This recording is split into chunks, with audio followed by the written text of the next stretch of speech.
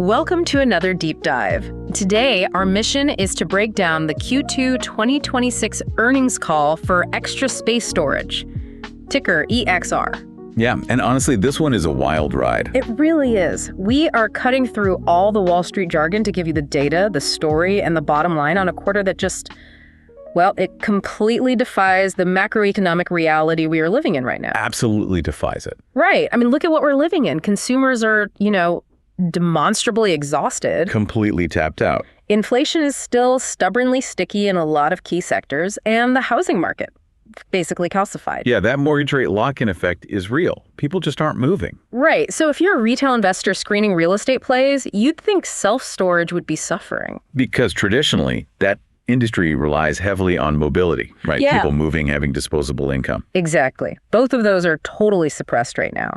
But then you look at EXR's Q2 numbers, and it's like they're operating in a different economy altogether. It really is. I mean, let's hit those headline numbers.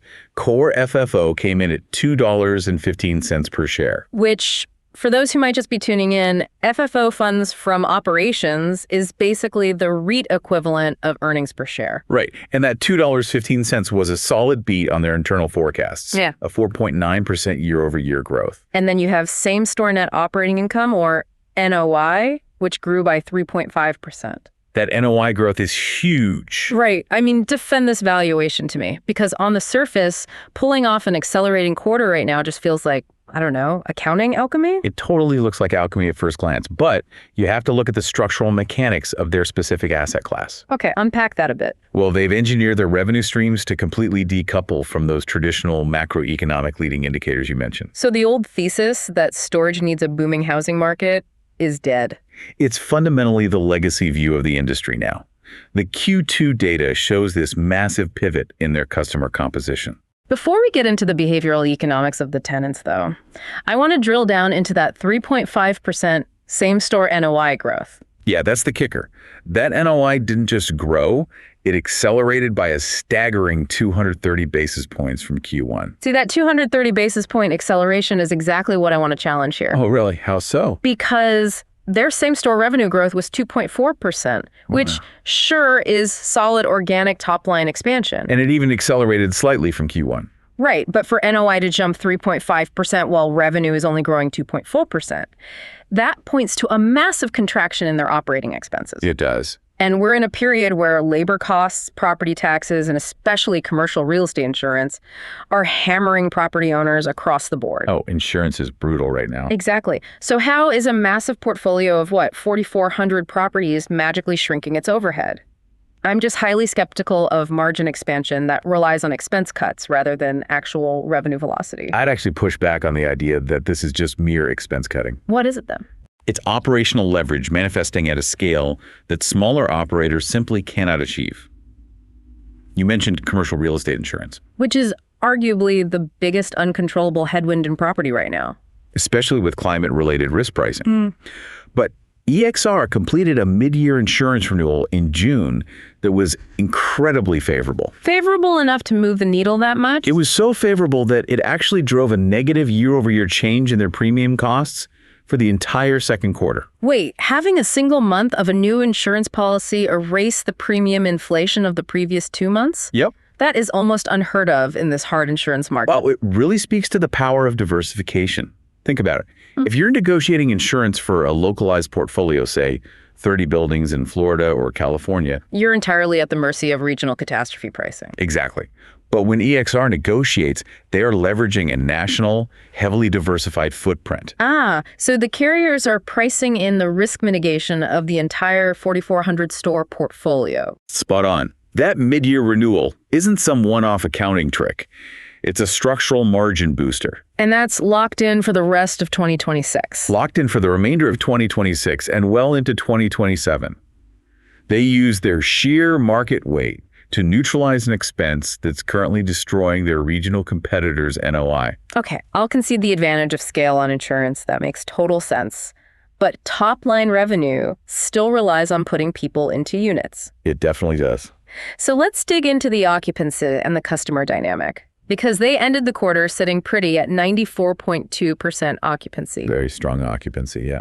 But the traditional engine of storage demand is the moving customer. The industry has always run on the 4Ds, right? Death, divorce, downsizing, and dislocation. Right, and moving is the ultimate dislocation. But as we established earlier, the housing market is effectively frozen. Completely frozen. Existing homeowners are sitting on 3% mortgages. And they are absolutely refusing to trade up to a 7% mortgage. Can you blame them? Not at all. But if the pie isn't expanding and the moving trucks aren't rolling, how on earth is EXR maintaining 94.2% occupancy and pushing 2.4% organic revenue growth? Because they understand that the frozen housing market is actually creating a secondary, much more lucrative demand curve. Management talked about this on the call, didn't they? They explicitly addressed it. They noted zero pickup in the housing market, no broad expansion in the total addressable market of moving customers. Which used to be their bread and butter. Exactly. At their peak, movers made up the low 60% range of EXR's total tenant base. Today, that has contracted to roughly 55%. Oh, what filled the gap? A cohort we can categorize as the lack of space customer. Okay, so these are the people who would normally be the moving customers, but who are now trapped in their current square footage. Correct. It's the family that desperately needs an extra bedroom, but can't afford to trade up. So they move their excess belongings into a 10 by 10 unit just to clear out a home office or a basement. Exactly. And the economics of this lack of space customer are radically different from the traditional moving customer. In what way? Well, a moving customer is fundamentally a short-term tenant. They need a bridge between two properties. Right. They store their couch for 3 months and then they churn. But the lack of space customer is using that storage unit as a permanent off-site extension of their home. Wow. Which fundamentally alters the customer lifetime value. It changes everything. Because if I'm a retail investor holding a stock, I want a subscription business model with low churn. And that's exactly what this is turning into. You're telling me the frozen housing market has inadvertently converted self-storage from a transactional bridge service into a long-term utility? The data supports exactly that conclusion. Management highlighted that the average in-place customer's length of stay has elongated by 1.5 months year over year. 1.5 months is a massive jump across a 4,400 store portfolio. It's huge. Consequently, move-outs, the vacate velocity, are down. And when you throttle down the vacate velocity, your customer acquisition cost drops significantly. Right, because your marketing spend goes down. You aren't forced to constantly refill an empty bucket. That makes total sense. But, more importantly, a longer length of stay provides the runway to execute their algorithmic pricing strategy. Ah, the existing customer rate increases, ERISE. Yes, the famous ECRIs. Let's dissect those rate increases because CEO Joe Margolis mentioned a really fascinating operational detail here. Oh, about the human intervention. Exactly. They are aggressively pushing ECRIs, but they actually empower their local store managers and call center agents to negotiate when a tenant pushes back. Right. They end up granting some level of relief to about 16% of the customers who receive a rate increase. And through that human intervention, they retain the tenant. It's brilliant. It tells me they are pushing the absolute limits of price elasticity. They're raising rates until the customer practically screams and then backing off just enough to keep them from renting a U-Haul and leaving. It is a masterclass in dynamic yield management. I mean, they aren't pricing real estate in the traditional sense anymore. What are they pricing it like then? They're pricing a highly elastic, hyperlocal commodity. It's much more like an airline pricing seats on a specific route. That is a great analogy. The algorithm is just constantly playing a microscopic game of Tetris with occupancy and rate. We actually saw a perfect illustration of this between June and July. Yeah, I tracked that in the transcript. In June, the algorithm prioritized the rate. Right. They pushed rents higher. And as a direct consequence, they sacrificed a fraction of their occupancy. It dipped slightly below their year-over-year benchmark for that month. But the algorithm is designed to optimize total revenue, Right. Not just rate or just occupancy in a vacuum. So what happened in July? By July, the system detected the occupancy slip and immediately flipped the strategy. Pivoted. Exactly. It began trading away a little bit of the premium rate in order to stimulate volume and pull occupancy back up. And the net result of that micro adjustment? They beat their internal revenue budget for July. It's fascinating, but I have to say, it also opens them up to significant scrutiny. Oh, for sure. The surveillance pricing accusation. Exactly. Whenever a massive corporation utilizes algorithmic pricing to maximize yield on everyday consumers, we hear those allegations. The political and regulatory climate is incredibly hostile to the idea of corporations using personalized data to squeeze out maximum rent right now. An analyst on the call actually specifically probed them on this, didn't they? They did, and management was adamant in shutting that narrative down. What was their defense? They clarified that the revenue management system does not rely on consumer-specific data. They are not checking a tenant's credit score or income level or web browsing history. So they aren't looking at my individual willingness to pay based on my personal data. Exactly. The algorithm is entirely focused on market behavior. Got it. So it looks at historical data for a specific store, seasonal demand curves, local competitor pricing, And current rental velocity. right? It is optimizing based on the macro mechanics of the facility, not the microsurveillance of the individual. Okay, assuming the algorithm remains free of regulatory crosshairs, the operational leverage here is undeniable. Oh, absolutely. But top-tier operational leverage on a static portfolio only gets you so far.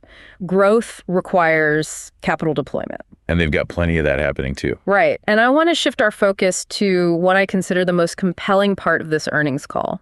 The side hustles. Yes, the revenue streams outside of their owned real estate. Yeah. If you're a retail investor analyzing EXR's risk profile, their core physical properties are the foundation. But their capital-light ventures are where the explosive margin potential lies. Exactly. Let's look at the bridge loan program. They originated $141 million in new loans this quarter alone. Bringing their outstanding balance to roughly $1.5 billion. Which begs the question, why is a self-storage REIT acting as a shadow bank for mom-and-pop operators? Because the return on invested capital for these mezzanine and bridge loans is spectacular. And it effectively de-risks their long-term acquisition strategy. Management actually laid out a 4-pillar rationale for this lending program, right? Yeah. The first one is pretty straightforward. Interest income. Makes sense. They are capturing an attractive yield on that $1.5 billion in an elevated interest rate environment. The spread on a commercial bridge loan right now is incredibly lucrative, assuming the underlying asset doesn't default. Which brings us to the structure of these loans. Because EXR isn't just blindly lending cash. Not at all. The second and third pillars are fee generation. As a condition of the loan, EXR frequently requires the borrower to place the facility into EXR's third-party management program. Wait, so EXR is earning the interest on the debt? Yep. And taking a percentage of the facility's top-line revenue as a management fee? Exactly. And capturing the income from tenant insurance policies sold at that location. They are literally triple dipping on the economics of a property they don't even own. Before the asset is even fully stabilized. I have to play devil's advocate here, though. Go for it. The commercial real estate debt market is a minefield right now. If these mom and pop operators get crushed by the macro environment and default on these loans, EXR is left holding the bag on $1.5 billion of distressed debt. That is where the beauty of the fourth pillar comes in. The captive acquisition pipeline. Exactly. If a borrower defaults, or more commonly, if the borrower simply decides they want to exit and sell the stabilized asset, who holds all the leverage? Well, EXR already holds the note. Right. They already manage the daily operations. They have perfect visibility into the asset's financial performance. And they have already integrated the property into their algorithmic pricing system. It's essentially a paid high-yield audition to buy the property. In a default scenario, EXR executes a loan-to-own strategy, taking possession of an asset they already know how to run perfectly. It operates almost exactly like a high-margin franchise model. Which segues perfectly into their standalone third-party management business. Let's talk about that, because they added a net 67 stores to this portfolio recently, bringing their total managed properties up huge. Yeah, they are managing nearly 2,000 facilities that they do not have to deploy capital to acquire, maintain, or depreciate. They just drop their proprietary software, their branding, and their pricing algorithm onto someone else's concrete and collect a toll on every single transaction. It is the ultimate capital-light scaling mechanism. And the synergy between the lending program, the third-party management, and their balance sheet really culminated in their acquisition activity this quarter. Yeah, they closed 18 stores for $91 million. And they noted these were almost entirely off-market transactions. Meaning they bypassed the highly competitive, expensive broker market entirely. Exactly, because their existing management and lending relationships bring the deals directly to their doorstep at really favorable valuations. It really is a well-oiled machine. So What does this all mean for the listener? I mean, the compounding effect of this ecosystem is staggering. Think about it. We have a frozen housing market artificially inflating tenant length of stay. We have an algorithmic pricing engine surgically extracting yield from that captive base. We have a massive scale advantage driving down operating expenses like insurance. And a $1.5 billion lending arm feeding a capital-light franchise model that curates off-market acquisitions. It's like they've built a better sailboat to catch whatever wind is out there. That's a great way to put it. They aren't waiting for the economic weather to improve. Right. So with the machine humming this efficiently, you would expect management to be raising guidance to the moon. And they did raise it partially. Partially. The guidance adjustment is where the psychology of public market management becomes the real story here. Oh, absolutely. Let's look at what they actually did. They officially raised their full year 2026 core FFO guidance to a new range of $8.25 to $8.40 per share. And they increased their same-store revenue growth forecast by a full 1%, up to a 1% to 2% range. Plus, they bumped up the same-store NOI projection by a massive 200 basis points, now expecting 0.5 to 2.5% growth. Raising guidance across the board in the middle of the year is a definitive signal of strength, no question. But multiple Wall Street analysts on the call zeroed in on a glaring mathematical discrepancy. Right, the implied back half deceleration. Exactly. If you factor in the massive beat they just posted in the first half of the year, this newly raised full-year guidance actually implies a significant deceleration in the third and fourth quarters. So the question is, if the ecosystem is compounding as brilliantly as we just discussed, why are they modeling for the brakes to suddenly lock up in Q3 and Q4? CFO Jeff Norman spent a significant portion of the Q&A defending this exact thing. And his defense rests on two pillars: accounting mechanics and macroeconomic caution. Let's start with the mechanical reason. It's simply the year-over-year comparables. In late 2025, Extra Space experienced a sharp acceleration in their business starting in the fourth quarter. Consequently, when you match this year's Q4 performance against last year's highly successful Q4, the hurdle rate to show outsized percentage growth is mathematically much steeper. The comps get tougher. I understand the baseline math, but I don't buy that it fully explains the magnitude of the caution they are baking into the back half. You think it's too conservative? A tougher comp doesn't warrant modeling a near halt in momentum. Which is why Norman heavily emphasized the second pillar: general macroeconomic apprehension. Right. He explicitly cited the persistent pressure of inflation on the consumer, fragile consumer confidence, all those broad macro risks dominating the financial press. He essentially argued that it would be fiscally irresponsible for the management team not to bake a margin of safety into their models, given the broader economic anxiety. Okay, I am officially calling this out as aggressive sandbagging. You think they're just sandbagging to guarantee a Q3 beat? Absolutely. They are deliberately suppressing expectations. Norman openly admitted that they haven't seen any actual deterioration in customer health. Rent collections are pristine, move-ins are stable. And their own real-time data from July, which they discussed on this very call, showed them pacing ahead of their internal budgets. Exactly. They are citing theoretical macro fears that have yet to materialize in their actual localized data. Under-promise and over-deliver is the foundational playbook of a veteran CFO. Seriously. Norman practically winked at the analysts when pushed on this, stating that if the macro risks fail to materialize and the consumer remains resilient, it presents an opportunity with the guidance. It's smart, honestly. They have successfully insulated the stock price against downside volatility by managing expectations downward while maintaining all the operational leverage necessary to crush those expectations if current trends hold. And further discrediting the idea of a back half slowdown is the fact that two of their most significant regional headwinds are actively dissipating. Ah, you're talking about Los Angeles and New York City. Yes. Let's look at LA first.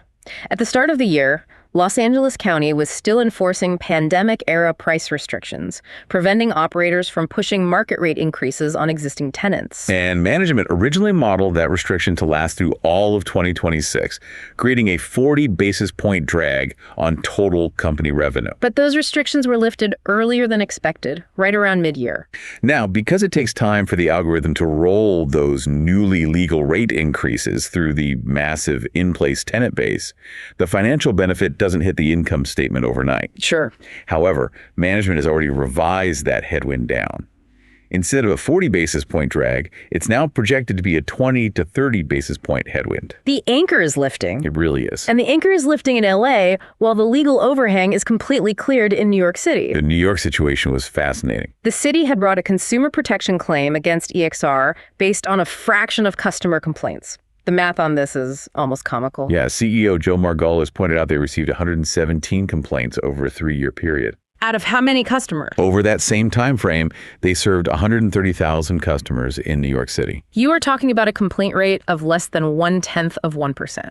Despite the statistical insignificance of the claims and management's adamant dispute of the allegations, they made a highly pragmatic capital allocation choice. They settled. They chose not to engage in a protracted, multi-year litigation battle with the municipality. They settled the case for $1.7 million.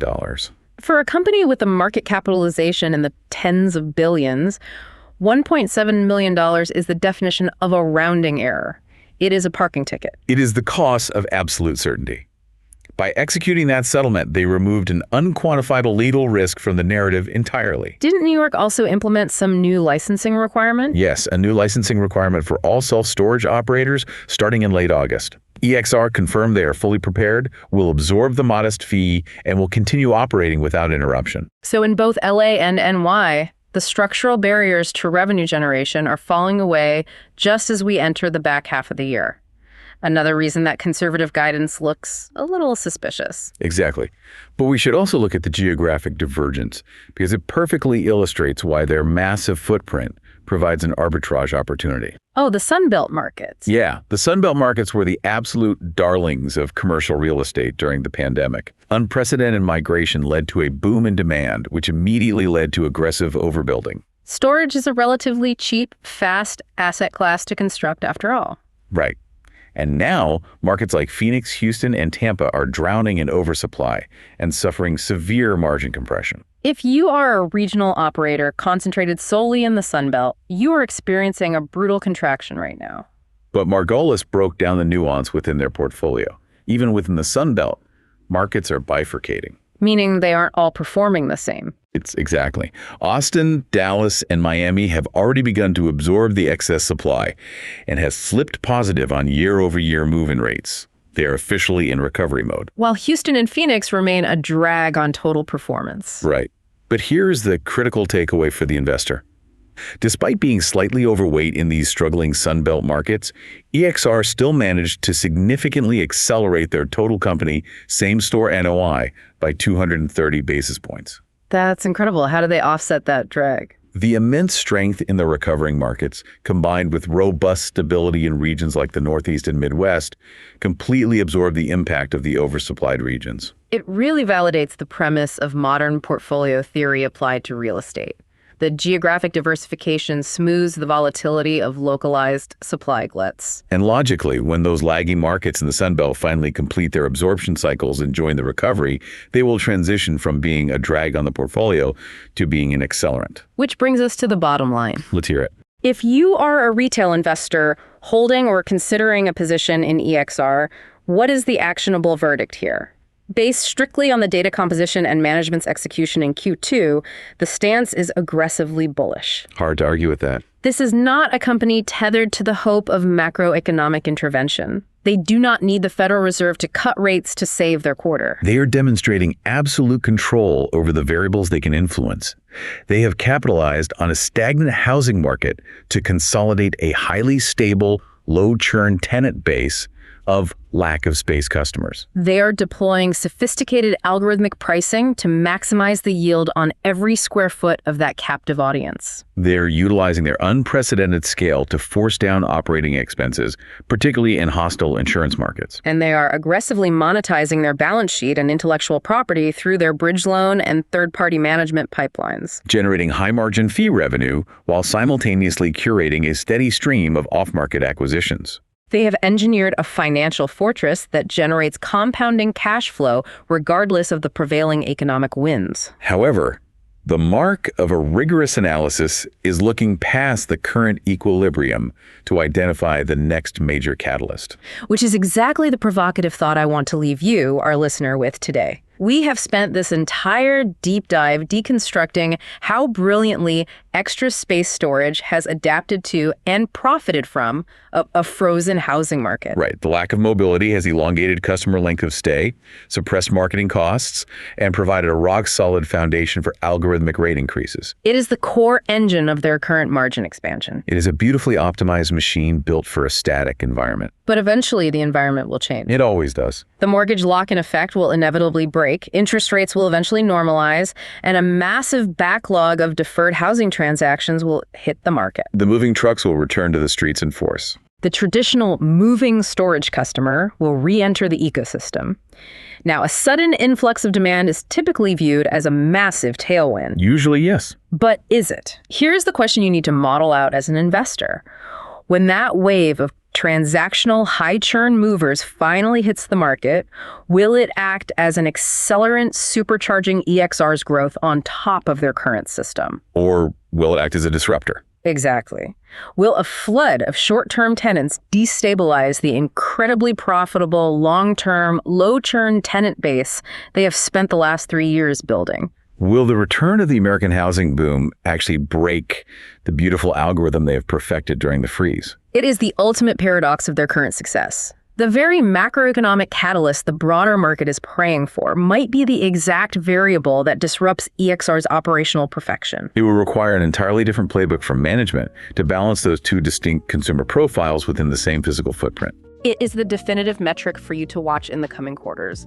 But as the Q2 data proves, when you look past the unassuming corrugated metal doors of an extra space facility, you are looking at one of the most resilient, finely tuned financial engines operating in the public markets today. Keep an eye on those LA and NY metrics, watch the Sunbelt absorption rates, and we will be right here to break down the Q3 numbers when they drop.